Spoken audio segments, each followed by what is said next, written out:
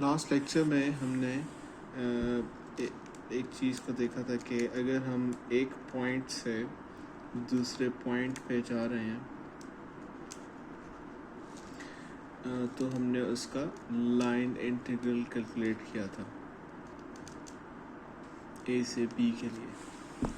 और हमने ये भी देखा था कि अगर हम एक क्लोज्ड पाथ में ई डॉट डी एल कैलकुलेट करें, यानी अगर हम ई डॉट डी एल एक क्लोज पाथ में कैलकुलेट करें तो वो ज़ीरो के इक्वल आता है। और इसका फर्दर कॉन्सिक्वेंस हमने देखा था कि स्टोक्स थ्योरम अप्लाई करने के बाद हमने देखा था कि डेल क्रॉस ई जो हमारे पास निकला है रिजल्टेंट, वो भी ज़ीरो के इक्वल है। तो जो सजेस्ट कर रहा था कि ई फील्ड हमारी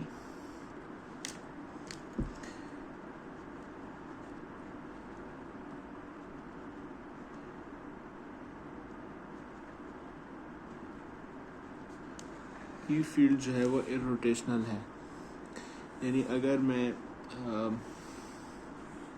यानी ई फील्ड का जो कर्ल है वो ज़ीरो के इक्वल है। और इसी तरीके से हमने ये भी देखा था कि जो पोटेंशियल है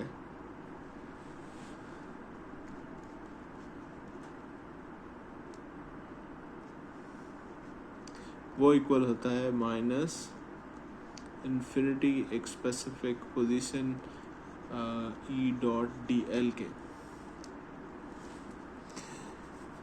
और ये ई जो है वो बेसिकली हमें पता है कोई भी एक चार्ज अगर क्यू चार्ज है 4πε0 आर स्क्वायर और ए आर स्पेसिफिक डायरेक्शन के इक्वल है।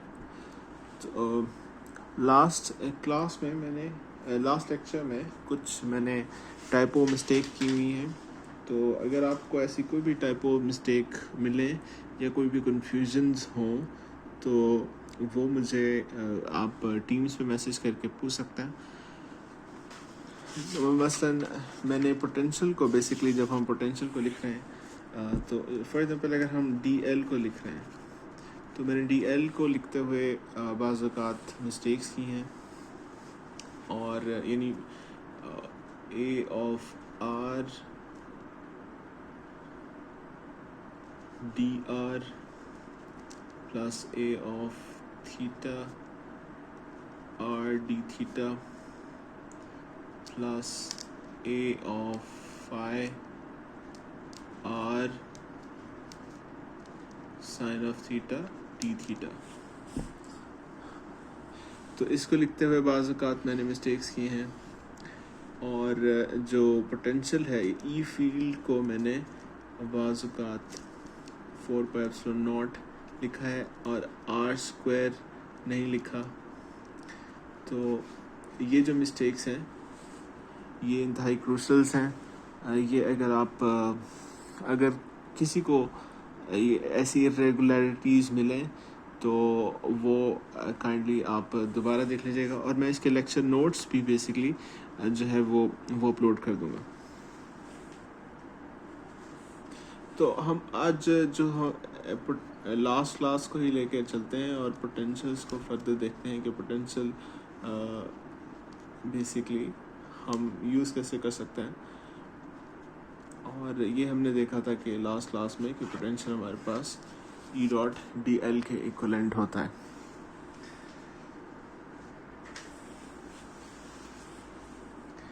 अब आर बेसिकली ये इंडिकेट कर रहा है कि हम अगर हमारे पास एक चार्ज है लेट्स से Q1 या Q, और यहाँ से इन्फिनिटी से हम कोई चार्ज पे फोर्स लगाकर उसको एक स्पेसिफिक पोजीशन पे लेकर आते हैं और उस पोजीशन का जो डिस्टेंस है इस Q चार्ज से वो R है। इस तरीके से अगर तो हमारा जो इंटीग्रेशन की लिमिट है यहाँ पे अपर R आ रही है, तो अगर ये R चेंज हो जाए तो ये लिमिट भी चेंज हो जाएगी। लेट्स से अगर ये हम कोई भी एक पोजीशन ले रहे हैं A, तो यहाँ पे A हो जाएगी, ठीक है। और अगर ये पोजीशन B हो गई तो ये B हो जाएगी। और एक और चीज़ उससे पहले मैं बताना चाहूँगा, फॉर एग्जांपल लास्ट क्लास में भी मैंने बताया था कि आर आर और ये आर और ये आर बेसिकली जब हम जो ले रहे होते हैं वो सेम होता है। यानी अगर मैंने कहा था कि ये कैपिटल आर और ये स्मॉल आर इक्वल हैं हमारे केस में, तो अगर मैं इसको आर स्क्वायर लिख रहा हूँ और यहाँ पे कैपिटल आर लिख रहा हूँ तो that is the same thing. और इसी तरीके से अगर पोटेंशियल में मैं यहाँ पे जो डिस्टेंस है वो ए हो जाएगा, तो अगर मैं इस पोटेंशियल को लेट्स से मैं फर्दर इस तरीके से लिखता हूँ कि हमारे पास जो पोटेंशियल्स है वो इक्वल है वी ऑफ आर के, ठीक है, वी ऑफ आर और minus infinity to A sorry R E dot D L. तो इसका मतलब है कि मैं एक चार्ज को एक इन्फिनिटी से एक स्पेसिफिक पोजीशन पे लेकर आता हूँ जिसका हमारे इस चार्ज से डिस्टेंस आर है। इसी तरीके से अगर मैं जो minus infinity to A E dot D L लेकर आता हूँ और इसको मैं लिखूँगा वी ए,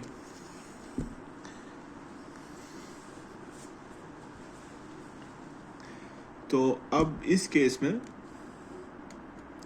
क्या है कि जो डिस्टेंस है वो बेसिकली एक स्पेसिफिक पॉइंट का, यानी मैं इन्फिनिटी से एक स्पेसिफिक पॉइंट तक आता हूँ जिसका क्यू से डिस्टेंस है ए, ठीक है। तो जो अपर मेरी लिमिट हो जाएगी ए तक, और इसी तरीके से बी ये पोटेंशियल होगा ए पॉइंट तक, ये पोटेंशियल होगा बी पॉइंट तक, ये पोटेंशियल है आर पॉइंट तक। माइनस इन्फिनिटी ए ई डॉट डी एल, सॉरी अब हम क्योंकि बी ले रहे हैं तो बी हो जाएगा।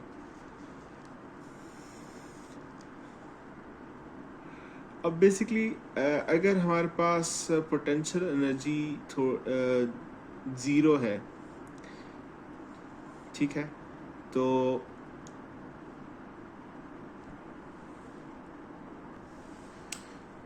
ज़ीरो है, या फिर लेट्स से कि हमारे पास अगर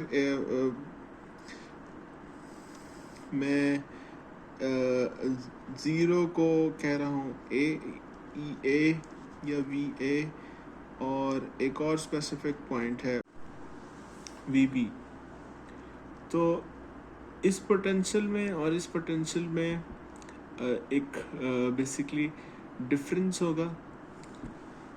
डिफरेंस अगर हमने कैलकुलेट करना है तो वो पोटेंशियल जो मिलेगा, यानी ये पोटेंशियल अगर इसकी वैल्यू ज़ीरो से ज़्यादा है तो ये हायर पोटेंशियल है और ये लोअर पोटेंशियल है, या ये लेट्स से अगर इसकी मैं वैल्यू कह रहा हूँ ये 50 है और इसकी वैल्यू है 150, तो ये हायर पोटेंशियल है और ये लोअर पोटेंशियल है, ठीक है। तो अगर मैं इन दोनों का डिफरेंस लेना चाहूँ तो उसको मैं कहूँगा कि पोटेंशियल डिफरेंस है। यानी अगर मैं कैलकुलेट करना चाहूँ V B minus V of A, तो सिंपली क्या करूँगा कि इन दोनों के इंटीग्रल्स को भी मैं ऐसे लिख दूँगा, infinity B E dot D L, जो कि माइनस है ये प्लस हो जाएगा, इन्फिनिटी ए ई डॉट डी एल। इसको मैं कह रहा हूँ कि ये है पोटेंशियल डिफरेंस।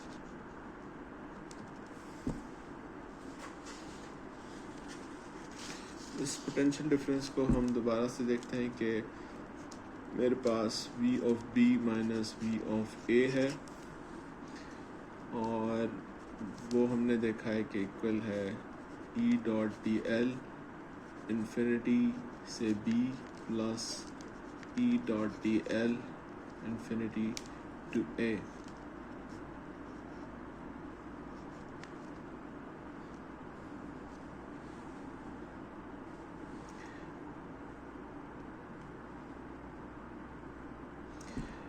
अब अगर मैं इस इंटीग्रल की लिमिट चेंज कर दूं, यानी जो लिमिट स्वैप कर दूं, तो मैं इसको इस तरीके से लिख सकता हूँ, infinity B E dot D l minus a infinity e dot D L.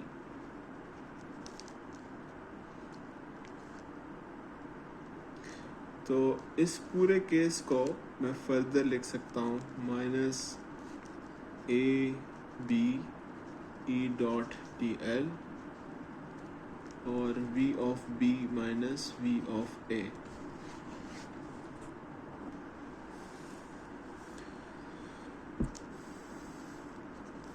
तो इसको मैं कह रहा हूँ कि ये हमारे पास पोटेंशियल डिफरेंस है।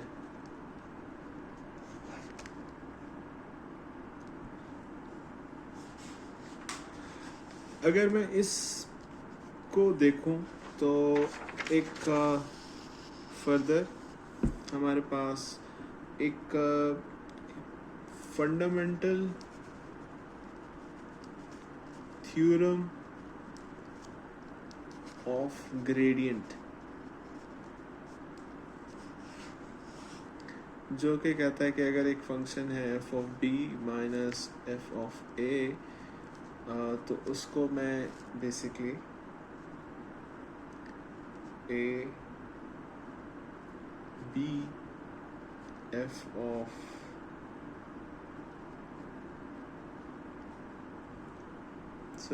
del f dot D L से इंडिकेट कर सकता हूँ। तो ये एक फंडामेंटल थ्योरम ऑफ ग्रेडियंट है। इसकी डेरिवेशन पे मैं नहीं जा रहा, अगर आप चाहें तो इसको देख सकते हैं, और अगर आप चाहें तो मैं इसका प्रूफ जो है वो PDF की फॉर्म में आपको जो है वो प्रोवाइड कर दूँगा। तो इसके तहत अगर हम देखें कि जो हमारे राइट हैंड साइड है, लेफ्ट हैंड साइड, उसको हम फर्दर लिख सकते हैं कि अगर हम v of b minus v of a को देखें तो हम इसको लिख सकते हैं a b del of v dot D L के इक्वल देख सकते हैं। तो इस साइड को हमने ये देखा था कि ये फर्दर हमारे पास इक्वल होती है A B del V dot D L के इक्वल, और ये फर्दर इक्वल है minus A B E dot D L के। अब चूँकि ये इंटीग्रल्स इक्वल है, लिमिट्स इक्वल है, तो हमारे पास जो एक चीज़ बच जाती है वो ये कि ई और माइनस डेल्टा एल। तो इससे हम ये देख सकते हैं कि हमारे पास जो ई है वो माइनस डेल वी के इक्वलेंट होगा।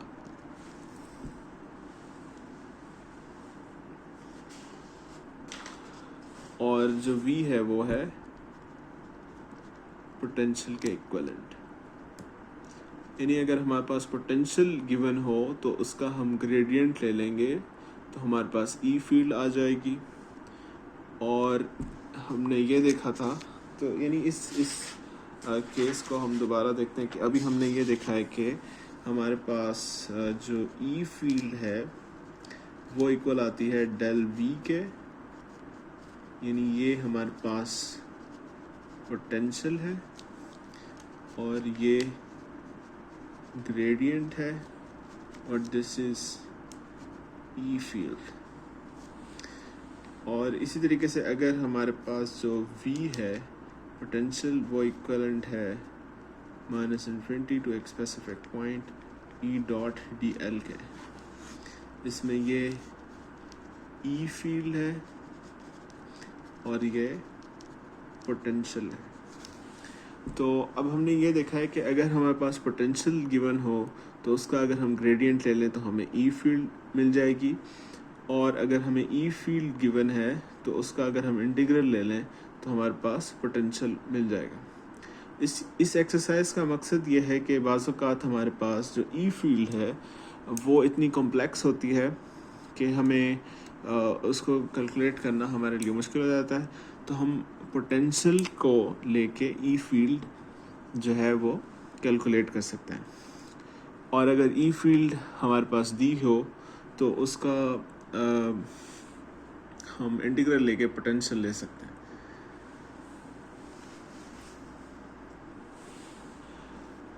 इसी तरीके से हमने बेसिकली अगर हम इस चीज़ को फर्दर देखें कि हमारे पास जो ये पोटेंशियल है V is equals to infinity R E dot D L.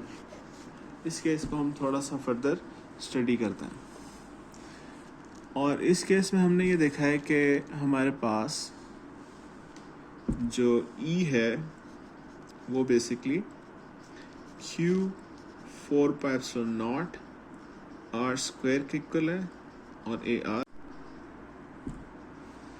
तो अब अगर मैं एक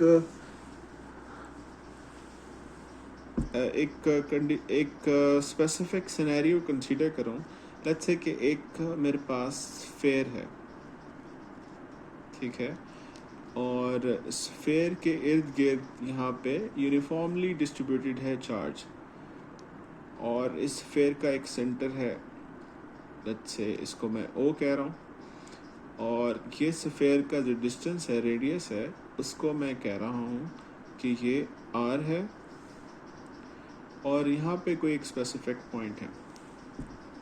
ये चीज़ हमने गॉस लॉ को पढ़ते हुए भी देखा था, और हमने देखा था कि हमारी फील्ड जो है एक यहाँ पे कोई भी एक आउटसाइड दिस कंडक्टर जो फील्ड है वो एग्जैक्टली सेम होती है कि अगर मैं इस पूरे चार्ज को कंसंट्रेट कर दूं ओरिजिन पे, और इनसाइड द कंसेप्ट यानी आउटसाइड द कंडक्टर जो फील्ड थी वो इस तरह से थी कि ये जो रेडियस है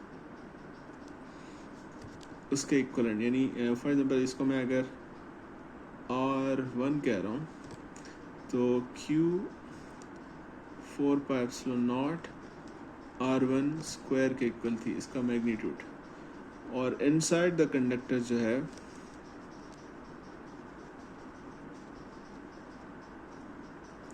जो E है वो इक्वल थी 0 के, क्योंकि यहाँ पे जो चार्ज इनक्लोज है वो 0 के इक्वलेंट है। अब हम देखना चाहते हैं कि बेसिकली पोटेंशियल अगर हम देखें तो इस केस में पोटेंशियल का क्या वैल्यू होगी आउटसाइड द कंडक्टर और इनसाइड द कंडक्टर। तो हमें ये वैल्यू गिवन है V is equals to minus R E dot T L. E हमें पता है कि क्या चीज़ है, infinity minus R Q 4πε0 R square A of R dot D L. अच्छा, लेकिन अब फील्ड अगर हम E लिखना चाहें तो E अब दो केसेस हैं, यानी इनसाइड द कंडक्टर हमें पता है कि E 0 है, लेकिन आउटसाइड द कंडक्टर जो है E 0 नहीं है। तो सबसे पहले कि हम आउटसाइड द कंडक्टर देखते हैं, यानी ये जो केस है ये आउटसाइड द स्फीयर है, यानी इसका मतलब है ये जो R है ये इस R, यानी ये अब एक स्फीयर का रेडियस है R, तो ये जो स्मॉल r है वो ग्रेटर है R से। तो इसका मतलब है कि मैं जब मेरा रेडियस इस स्मॉल r से बड़ा होगा तो मैं आउटसाइड द कंडक्टर होऊंगा। तो उस केस में जो पोटेंशियल निकलेगा, अगर मैं इस इंटीग्रल को सॉल्व करूं फर्दर, तो मेरे पास basically Q 4πε0 R square infinity से R और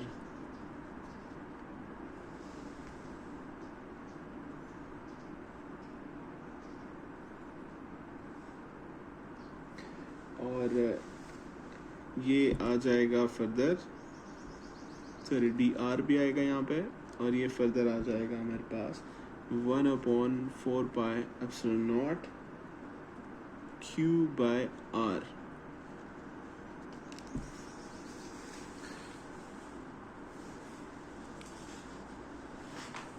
इसको मैं दोबारा से एक नए पेज पे देख लेते हैं कि V ऑफ R हम कैलकुलेट कर रहे हैं infinity to R minus E.dl,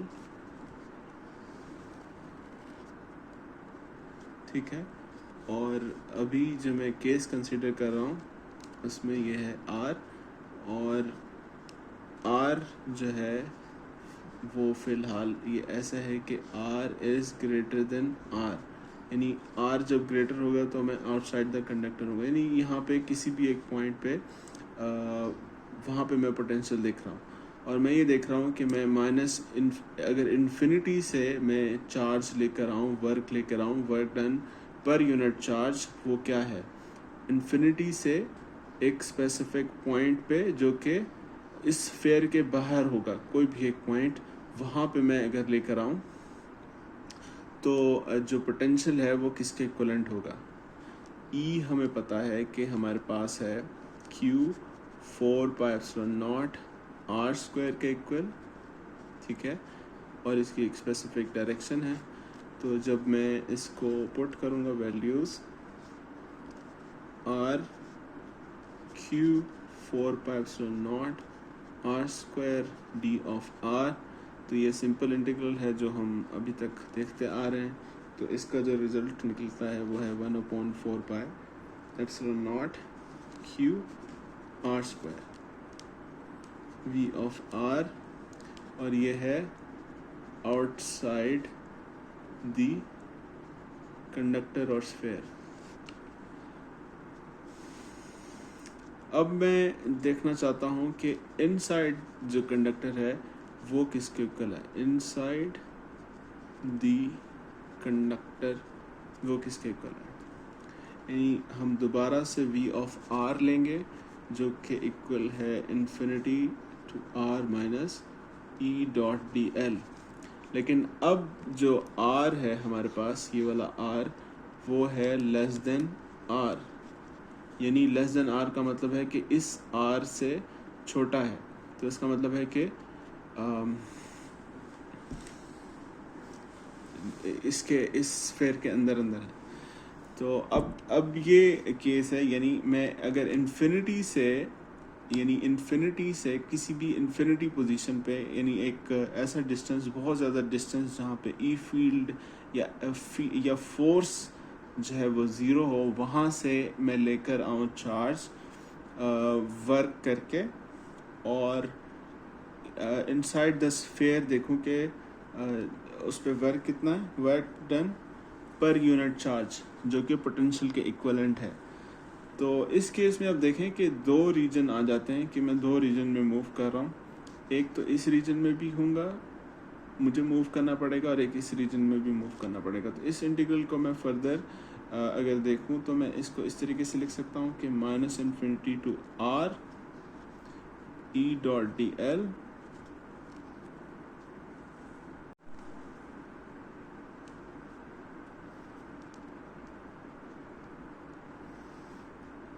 और बेसिकली यहाँ पे आ जाएगा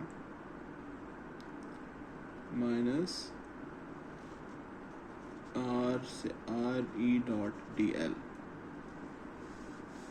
ठीक है, यानी इन लिमिट्स को यहाँ पे इस तरीके से लिख दिया। तो ये फर्दर हो जाएगा मेरे पास -1/4πε0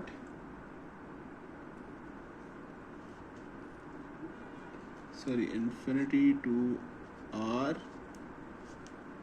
Q R²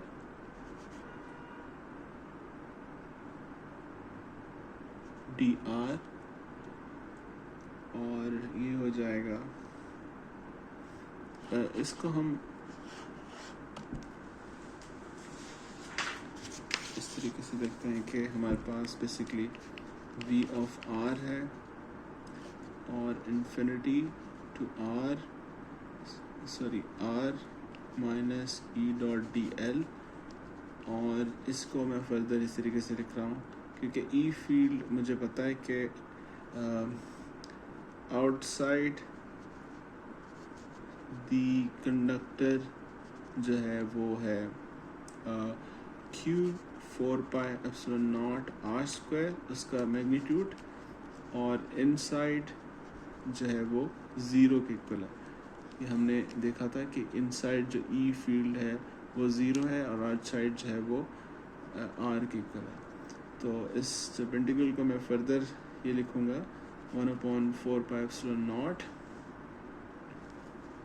infinity to are, और यहाँ बच जाएगा q upon R square D of R, और यहाँ पे हो जाएगा माइनस, क्योंकि अब जो है वो e ज़ीरो है तो e डी एल हो जाएगा, और यहाँ पे r और ये हो जाएगा r।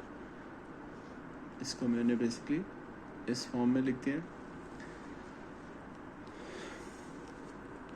तो अब ये बेसिकली ज़ीरो हो जाएगा और जो रिजल्टेंट आ जाएगा वो हो जाएगा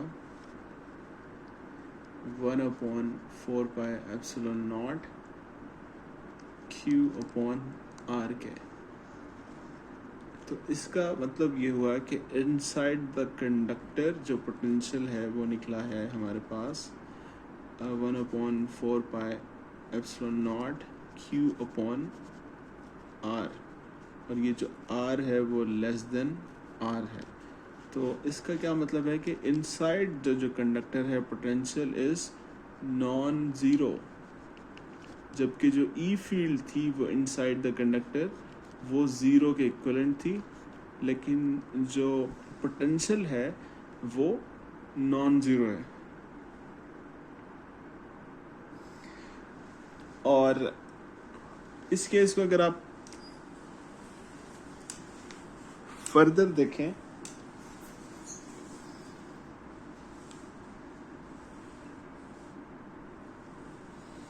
तो जो ई फील्ड है वो कांस्टेंट है, जो पोटेंशियल है वो कांस्टेंट है। और हमने अभी देखा था कि ई फील्ड जो है वो डेल वी के इक्वल है, माइनस डेल वी के। अगर ये कांस्टेंट हो और हम किसी कांस्टेंट चीज़ का डेरिवेटिव लें या ग्रेडियंट लें तो ई फील्ड हमारे पास ज़ीरो के इक्विवेलेंट आएगी। तो ये भी एक प्रूफ है कि जो हमने पोटेंशियल निकाला है वो ठीक है, क्योंकि हम जब ग्रेडियंट ले रहे हैं एक कांस्टेंट पोटेंशियल का वो हमारे पास ज़ीरो के इक्विवेलेंट आ रहा है। इसी को हम फर्दर ये देखते हैं कि हमारे पास अगर E is equals to del V के इक्वल है तो हमारे पास हमने लास्ट क्लास में ये देखा था कि जो गॉस लॉ की डिफरेंशियल फॉर्म है वो ये है कि del dot E is equals to rho epsilon naught, यानी ये हमने देखा था कि ये जो गॉस लॉ है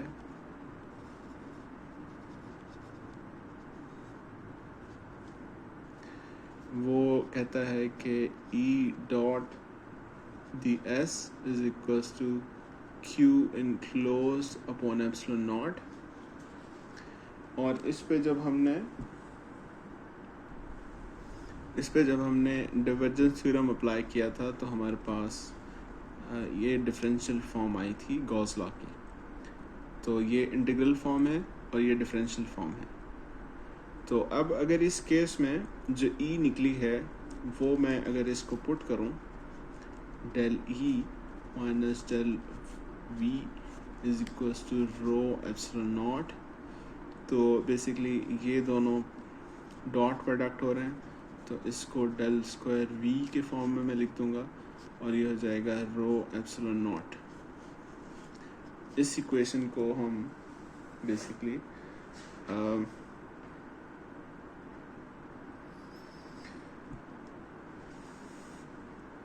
बल्कि इसको अगर हम माइनस उधर ले जाएं तो ये हमारे पास एप्सिलॉन नॉट आ जाती है। तो इस इक्वेशन को हम